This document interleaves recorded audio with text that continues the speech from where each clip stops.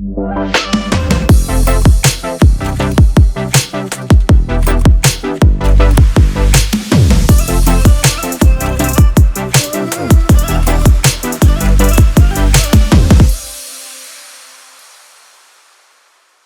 your girl Princess. Welcome to another episode of CEO Confessions, where we have the no fluff conversation on what it really takes to be an entrepreneur. And I am joined by Michelle. I'm Nikki. And Kels. Hey, y'all. All right, ladies, we're about to talk about something fun right now. We're going to go all into branding. What does it really take to build a brand?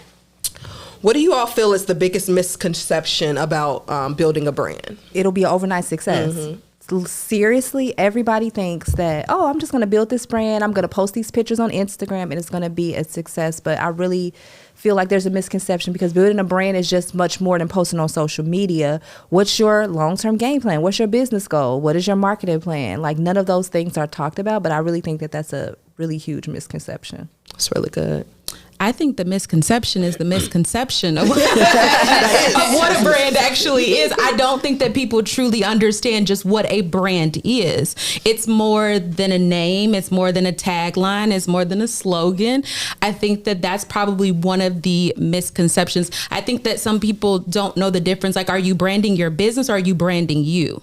Are you going to be the brand? Or are you your business? Right. Are you? Right. I think all of those things, I think, are what, because there is just a lack of understanding of what branding actually is. Like, it's more than a logo. It's more than colors. It's more than how you set up your Instagram or your social media. So I think one of the common misconceptions is just the misconception of what actual branding is and what it takes in order to be able to be a successful brand or an influential brand.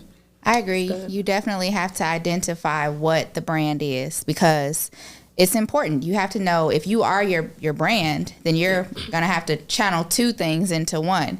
You're going to have to channel that marketing, the structure, everything's going to really fall on you. You also need to look and carry yourself a certain way because you're your brand, you're your walking advertisement. You also have to factor in, like you said, what exactly are you trying to do? Like, that is the key thing, figuring that out and then going from there. Yeah, that's really good.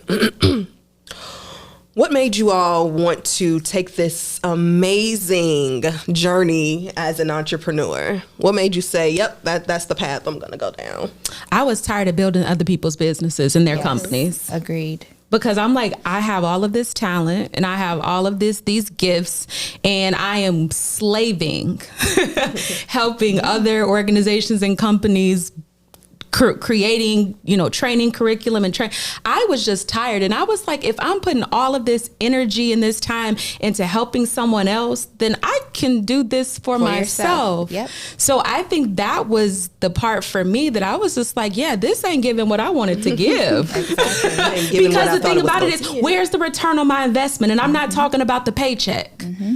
I was wanting to see the return on my investment in me. The long term. Yeah. And so that for me was the bottom line of why I started this journey. Yeah, I agree. For me, it was also long term. I know when I bought my house, for me, it was like, all right, if I'm going to do this, I've had an apartment, I see what that feels like, but I want to own something for myself that I can pass on to my daughter. Something that if she doesn't want it, all right, she's going to have a nice start in life from selling it, because I made the decision to start with this. Like you said, I don't like the idea of working and building someone else's company. For me, it was the freedom. Like, if I'm going to slave and be tired like this every day, I want that to be for me. Like, I don't want to build somebody. I was in healthcare. I love helping people, right? That's my passion. But I also love helping me. Yeah.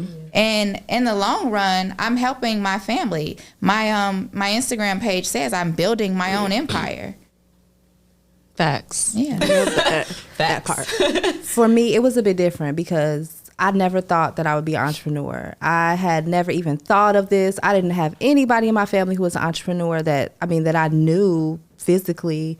I was actually fired from my job. And so at this time, I did start my blog. So I did have a side hustle, but I never thought that it would turn into my full-time thing that I did, but being fired just gave me a different perspective because I'm the type of person, I went to work, I did everything I'm supposed to do. I'm helping people. I'm right. making the company better. And then this individual just decided that I was no longer needed at this company. At first, it was really stressful because I didn't know why I was fired. But once I found out why, it just changed the whole perspective of what I even think about working a 9 to 5. Like, I feel like I gave them all my time, all my everything, and I was given just because I don't like you or whatever, I could fire you. Yeah. And so from that point on, I promised myself that I would never put my fate in somebody else's hands. My fate of my paycheck, my fate of if I could go on this trip, you got to ask people. No, I remember I wanted to go on some vacation. It was like I didn't have seniority at this place, so I couldn't go. Like, no, that's absolutely crazy. I want to go to Cabo, to Mexico, wherever when I want to be able to go. So just being fired, it just changed my perspective because it was like this person or these people can just take this from you in 1 second. They don't care about my family. My daughter was 2 at the time. We were recently married. It was just so much, and it was just like, wow, I don't ever want to feel like this again. So because it's too much control over your destiny. Yes, giving them too much power. You got too much control over my destiny, whether I'm going to eat, whether I'm going to be able to pay my car note, whether I'm going to be able to do anything. You have too much control and leverage in my life. And that is a very that's a very troubling place to be at, is to be able to say, I'm sick and I can't come in. Exactly. Well, you got a project due on Friday. Yep. Yeah. I'm sick. And right? Who's gonna cover your shift? Right. And so it's just, the fact that I have to ask for permission to just do things Live as an my adult life. for me, I was like, this can't be life. Yeah. So that was a huge thing. It was just too much control over. And then that's the thing, when you think about most companies, there's a salary cap. You are only going to be able to make so much money at a company. You got too much control over my finances. Exactly. Yeah, I wasn't feeling that. Yeah, nobody should have that kind of power over your life. And my job is not my provider. God is. Yep. Ooh, No, say that's that right. bar. Yes. Say it for the people in the back. My job is not my source. God is my source. And he Yes. said that I shall provide all of my needs. So I don't All of need my you. needs. Yes. So Yes. Ooh, that's good. What are some ways that someone can get clear on the direction of their brand or the direction they should take their brand? Hire a professional. Because Yes. I say that jokingly, but also seriously, because a lot of people really, like we were saying, you don't even know what a brand is. Are you a personal brand? Or are you building a business brand? What are your goals? So I think you definitely need to start with a professional, or even Google University, which is free, and all these podcasts and YouTube videos out here. I don't think that anybody, and Chat GPT, I don't think you should have nothing that you cannot do without Chat GPT. It literally does it all. So I think resources and things that you can, it's so many tools out here. So many tools. Yeah. It's good. Yes, everything is technology, and everything is so helpful now. Like you said, YouTube University, Google University, all these online resources. Anything you don't know, you absolutely can. If you don't know it at this point, it's because you don't want to. Just said a word. Get a business mentor. Like, get a business mentor. Find somebody that is doing what you essentially want to do, and find somebody who's willing to share That part. and who's willing to freely give. Yes, because everybody ain't willing. Yeah, and that's that crab in a barrel mentality, though. Yes, it I don't want to is. share what I learned because I got to get that. I had to get it out of the mud, and I had to slave, and I had to do it. So I'm not going to help you to get there. And I think that is a very slave mentality. Yes. And I think that it is a crab in the barrel mentality, because my thing is I believe that as a person, as a trailblazer and that is a pioneer, I'm supposed to go before you anyway. So it's supposed to be hard for me. So that way, anybody else that comes behind me, They don't have to. they work won't as have to hard. struggle the way that I had to struggle. So that's the mindset that I have to take in. I got it, and so I don't understand why I can't, why you can't have it either. The other aspect is I'm not intimidated. See, some people are intimidated by other people, so they don't want to give it to them because they don't want them to be as successful as them. Listen, it's plenty of food on this table for us to eat. A whole feast. And you said something major though, a business mentor. I think that that's very important. When I I've had my business mentor for like the last 2 years, and I can say that since working with my business coach, things have changed because, like you said, go to the person who's doing exactly what you want to do. This woman is doing the exact same thing I want to do. And on top of that, she's willing to give me any resources that I want. So say she has this thing where it's like how to make $1 million in a year. And so she detailed out everything she has done with the price and everything on how she made $1.5 million. So I took that and I was able to create a spreadsheet for myself for 2024 that details everything out on how I can make $1 million in 2024. It sounds crazy, right? But it's going to happen. But I believe that it's done. Exactly. I believe that though, because of my business mentor, like I have a different mindset because she's done it. Like you said, she's gone through all this already and now she's just giving me the blueprint. So she has went through it, trials and tribulations, and understood what's possible and now passing it on to others. And I'm the same way through my community. I am not stingy with information because that's not the right way to be. Just like we were talking about all our outfits here on this set, it's like, why would I hide that from somebody? Like, you can go to this website and buy this same outfit, girl, and be looking cute. Exactly. Right. Exactly. Because it's a that is, to me, is just a crab in a barrel. I don't want to see you do better than me. And I think that is very prevalent just among our generation. Our is that, is Black women. everything. We got to be in competition. We can't succeed. We can't help each other. I don't understand where that comes from. But like you said, you can't even, I think that honestly, it comes from a place of hurt. Hurt people, and I think it comes from a place of hurt, and I think it comes from a place of bitterness, even, which is why you can't even, if you compliment somebody and they like, oh, thank you. Like, why can't you receive a compliment? Right. What? Why can't you give a compliment? That comes from, to me, that comes from a very different place. And I think a very hurt place. And I think it really does project into how people sometimes do business. If you don't trust people in your real life, you're not going to trust people in business. At all. Because that's a different level of trust. I think the key, Jim, like you said, is with the business mentor, finding someone that is already where you want to be. Because you may have a friend that's a good, they may drop a lot of motivational quotes, or they may be a good, person to inspire you for this, that, and the third, or they may be really educated. However, they're not doing what you want to do. They're just good at that. You need someone that's already walked the path, that's willing to share without gatekeeping, and willing to help, pull the next person along. So, like, why would you make somebody reinvent the wheel? Exactly. Exactly. It's you already invented it. So why should someone else have to reinvent the wheel? I think that one of the biggest things is that's why I said it's so important that you find the right mentor. Like, listen, you can't find a mentor that's jealous of you. Ooh, bar.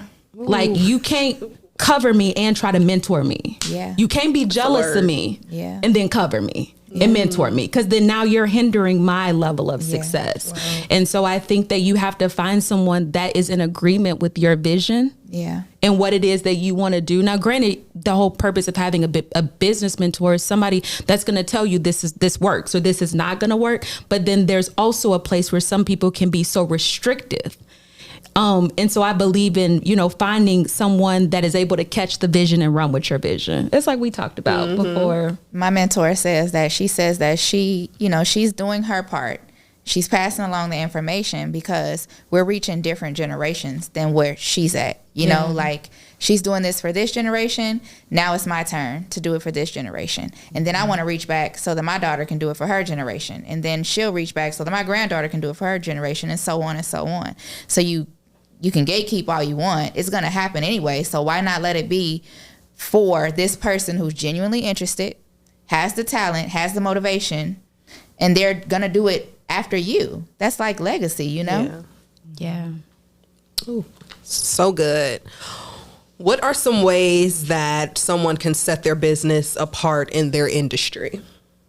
Ooh, be yourself. I was just going to say, I think who you are as yourself is going to set it apart. Like, we can all do hair and makeup, right? But we're going to serve something different. We can all do the same style of hair and makeup, but we're going to serve something different. I may do it this way. You may do it that way. You may curl it this way. You may use locks to do it that way. But then it's all going to have our own unique spin on it. So I don't have to worry about how you're doing it or how you're doing it. Even though we're all doing the same thing, my artistic touch is going to be different than yours or yours or yours, because what's gifted inside of me is what's gifted inside of me. And you all have your own individual gifts. So it's never a competition. Even though we are doing the same style, everything's going to look different. So individuality.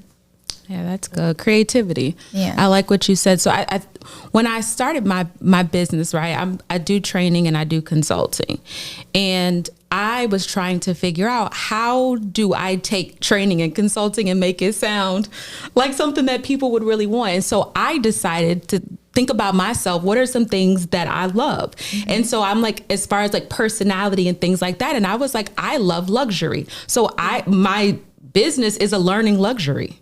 And so my idea is that I want people to feel like the learning is a luxury, something that they have access to that other people don't have access to.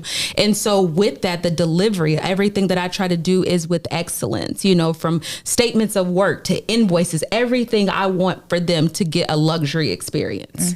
And so I'm like, I don't see anybody else doing that. And so that's that, you know, and that's that putting that creativity, your own flavor and your own style. But I think that the biggest thing is looking inwardly and starting with you. Exactly. Why are you just different? Because if you're different, your business is going to be different. Your brand is going to be different. And with having people, like we said, the right people in your circle. Well, when I'm her friend and I'm hearing her say that and she wants to do this luxury idea, okay, friend, well, maybe you should make it even more like exclusive. So it's a, you know, invite only or something like that. And then I'm bouncing ideas off of her and I'm pouring into her so that she can build her business. It's not a competition because I'm doing something totally different. Sure.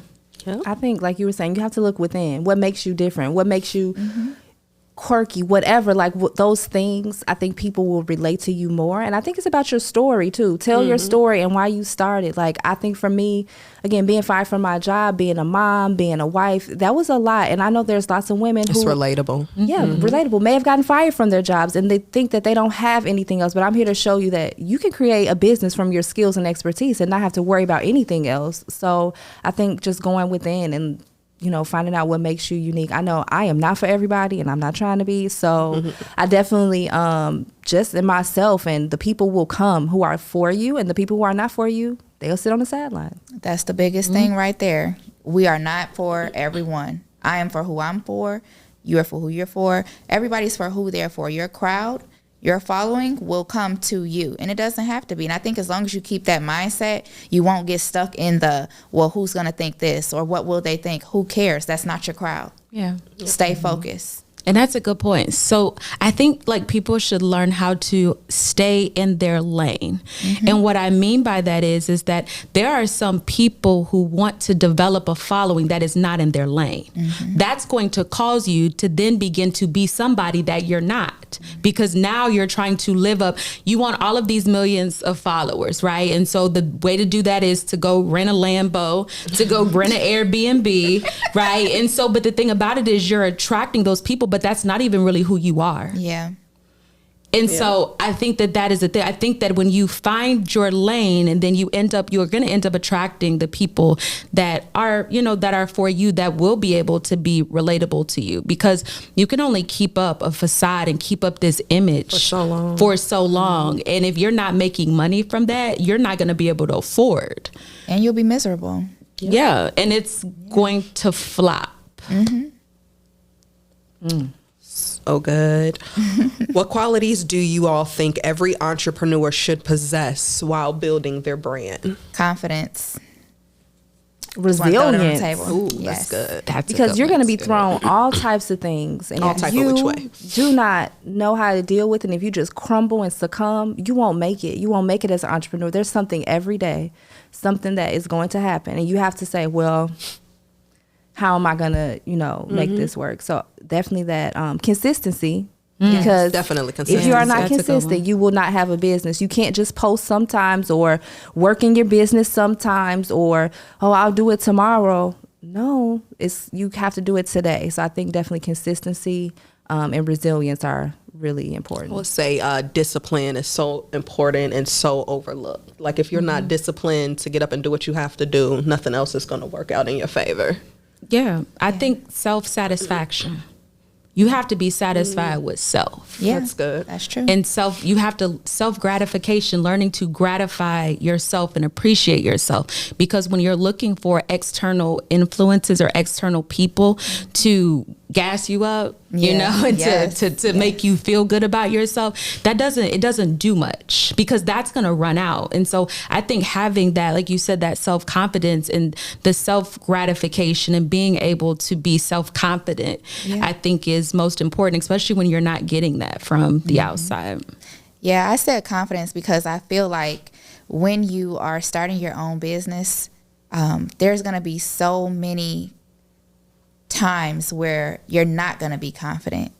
So you're going to have to be able to pour it back into yourself. So many times where you're going to hear friends say, oh, you working on your business. What'd you say? Your little business? Your little business. Your little business. Your little business. Your little business. You have to have that confidence because you know what you have. They don't know what you have.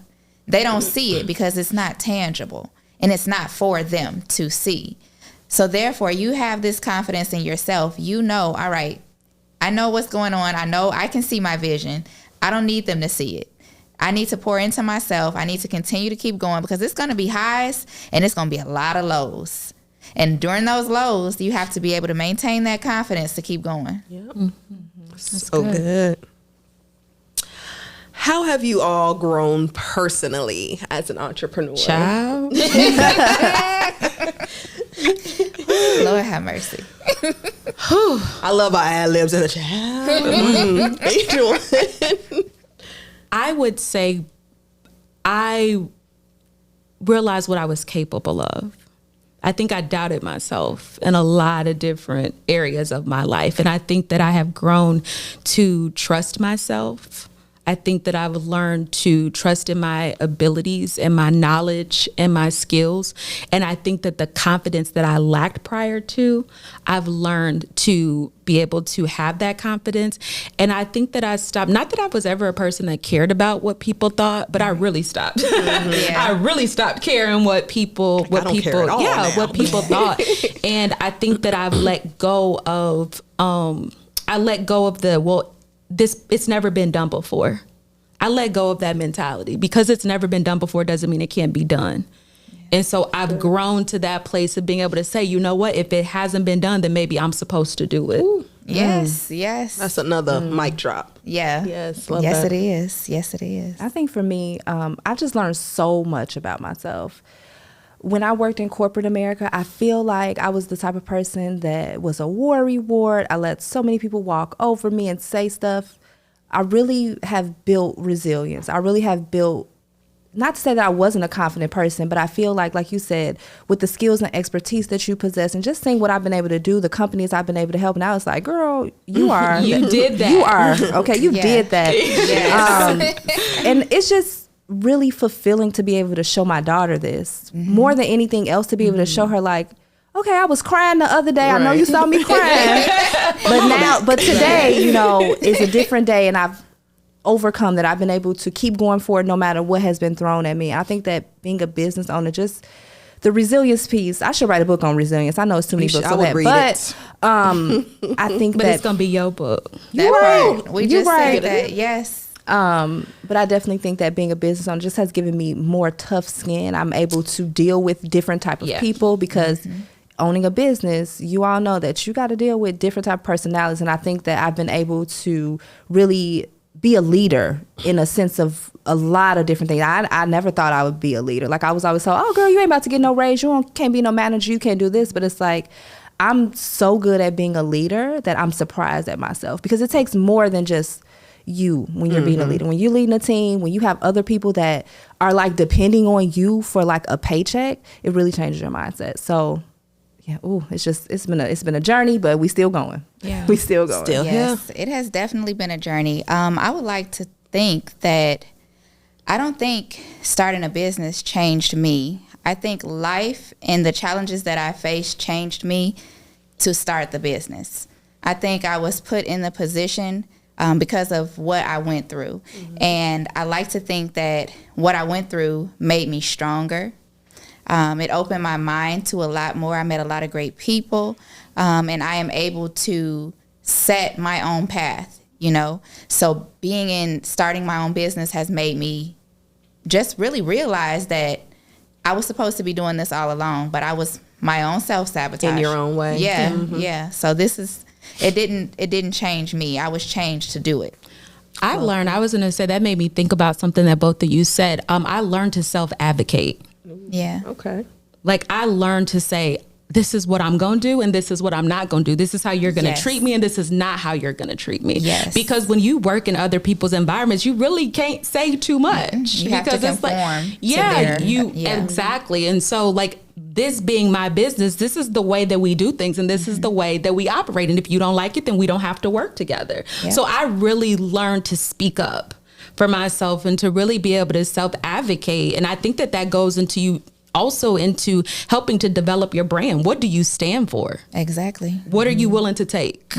Because if you accept anything, you'll fall then for anything. You will, and your business gets impacted by that as well. So I think really learning to self-advocate and to speak up has been, I think, a thing that I've really grown into. And now I'd be like, I wish they would. Right. Try me. Right. I want you to. I will walk out this meeting. What are you going to do? Fire me? Okay. I quit. I am removing my business. I just did it the other day. Right. Yeah. What tactics or resources have helped you grow your brand? Ooh, this is a good question. In the last year and a half, I would say ChatGPT. I know we talked about that before. I feel like ChatGPT has helped me because it's an assistant. I know some people, y'all may be feeling like, oh, it's this thing and it's, going to take people's jobs and all these things. But no, you actually have to be smart to use ChatGPT. Yes, so I feel like it's been an assistant to me in a lot of the admin tasks that I do, like writing emails and putting together launch plans. I'm able to do that in record time. So actually, this year, ChatGPT helped me make $100,000 in 6 months. Ooh. So it can really be Y'all a need to beneficial go get that tool. now. But she just It's free. Did you hear what she just said? But you got to know how to use it right. Yes, you said a gem there. You got to be intelligent enough to use the app. Yes. Some other resources is team building. Now, I don't have a big team. I have a very small team, but without my team, I don't think that I would be able to do everything that I'm able to do. So I really think that has been a helpful resource. Now, I'm a tool person. I ain't going to, list out all the tools that I use, but give you a little sprinkle, a little something. Those two have definitely been very helpful. With ChatGPT bring a free tool and then just my team. That's good. Probably Canva and ChatGPT as well. Both are great resources for small business owners or people who are starting to become their own entrepreneurs. That'll help you with your marketing and, like you said, sending out emails or really anything with ChatGPT. If you just want to cook a turkey sandwich, you can. How do you do that? There you go. So yeah, those are two good resources. I would say I use Asana. Asana saves my life. And so if you don't know what Asana is, there is a free version of Asana, but it's a good project management system. And so because I'm managing multiple contracts, a lot of the times I use Asana to keep track of all of the tasks that I need to do, what I've accomplished, what I haven't accomplished, who I need to email, who I don't need to email, who do I need to respond to. So Asana has really been for me a great organizing tool and a great project management tool. And I genuinely don't know how I would be able to balance so much without using Asana. That's good. I want to see your boards, girl, because I got all these boards too. Let's compare them. See what we're doing. Ooh. Thank you all for joining us for another episode. I hope you guys have some great takeaways, learned some things, and we will see you on the next episode. Have a good one.